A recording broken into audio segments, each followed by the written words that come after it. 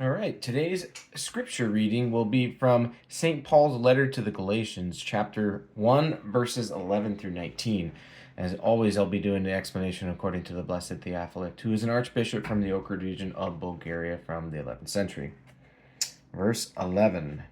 But I certify to you, brethren, that the gospel which was preached of me is not after man. Explanation. Since Paul was about to show the Galatians that he had truly departed from the confines of the law, he first recalls his former life and his sudden conversion.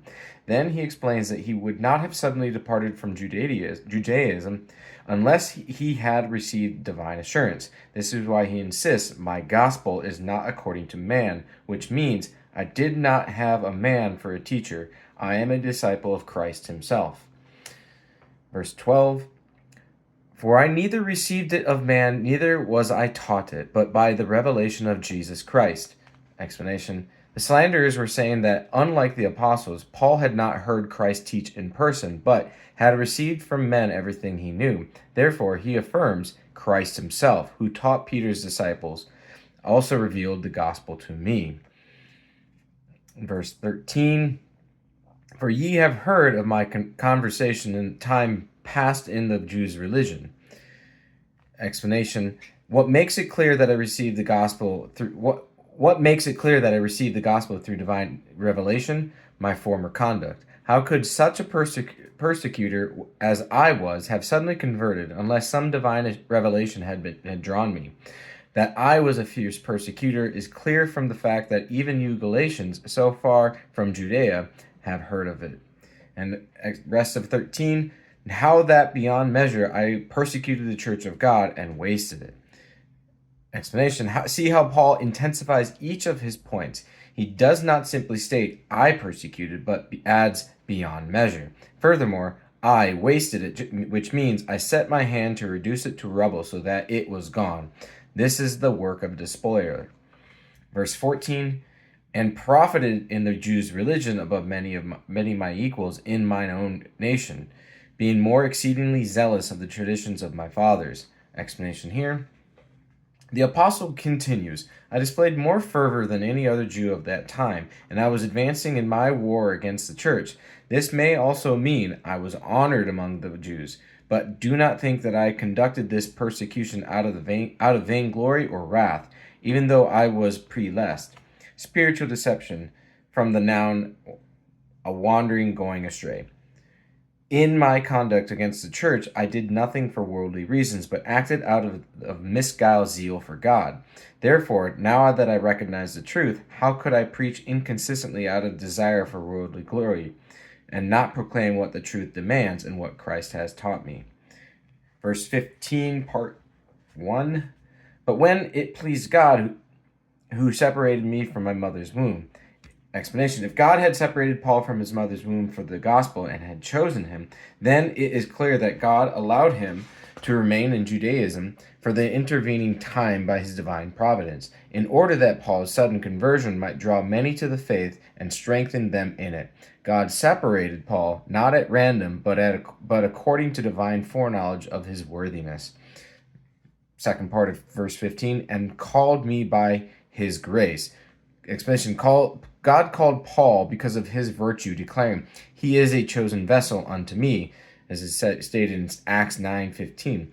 But Paul states modestly that he was called by grace because of the divine mercy and not on account of his own worthiness. Verse 16, to reveal his Son in me, that I might preach him among the Gentiles. Immediately I conferred not with flesh and blood. Explanation here. The apostle did not say, to reveal to me, but in me. Thus, he shows that he not only learned by word, but also that his heart was completely filled with the Spirit. The inner man was steeped in knowledge, and Christ was speaking in him. Paul is saying, God the Father revealed the Son to me, not only for me to see him, but that I might also bring him to others. My belief and my election are from God. So how can you say that I was taught by men? And he revealed his Son to me, not simply that I might preach him, but that I might do so among the Gentiles. How then could I possibly preach circumcision to the Gentiles? That is, I did not speak with the apostles, calling them flesh and blood, and in accordance with their nature. Paul may also be referring to mankind in general. I did not learn anything from any man. Verse 17, part 1. Neither went I up to Jerusalem to them which were apostles before me. Explanation. What does the apostle mean by this? Is he so deluded as to think that he is self-sufficient and needs no advice? Did he not listen to him who said, Be not wise in thine own conceit, and woe to them that are wise in their own conceit? God forbid. Because of his slanderers insisted that the apostles must be followed, but not him, and that they were apostles before he was, Paul was compelled to make this statement in order to restrain these deceivers. It is indeed absurd that one who learned from God should place his reliance on men. Paul does not say this out of pride. He is demonstrating the authenticity of his own preaching. Moreover, because it also seemed good to those who were in Jerusalem, he did go up to Jerusalem, not to learn, but to persuade others. He did not go up to Jerusalem directly, that is, in the beginning. He went up later in order to teach. Verse 17, part 2. But I went into Arabia and returned again unto Damascus. Explanation. Paul first toured wild, uncultivated regions. If he had remained with the apostles, it would have hindered his preaching, which then would not have spread so quickly. And so he hastened to the least civilized of the Gentiles. Behold Paul's humility. In listing the cities he visited, he does not mention how many people he converted, and yet in Damascus he so confounded the Jews that a plot was laid against him by the local Jewish ethnarch. He does mention his great accomplishments, but not out of vainglory. If he were viewed as an insignificant figure, merely a disciple of other disciples, his preaching would be rendered ineffective. Verse 18, part 1. Then, after 3 years, I went up to Jerusalem to visit Peter. Explanation there. When one as accomplished as Paul visits Peter, not to obtain help, but to honor Peter as greater than himself, it betokens great humility. But therefore he did not say to see Peter, but to visit him. Visit is the word used by those who seek knowledge of the great and magnificent cities, and as we go to see holy men. But whereas we go for help, Paul went only out of respect. And second part of verse 18, and abode with him 15 days. To visit someone is a mark of respect. To abide, that is, to stay with him for a length of time, indicates deep love and friendship. Paul does not say that he was taught by Peter, but that he abode with him, choosing a word that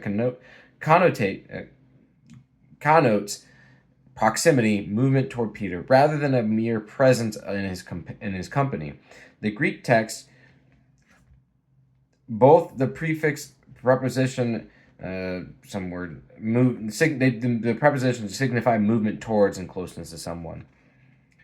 And verse 19, but other of the apostles I saw none, save James the Lord's brother.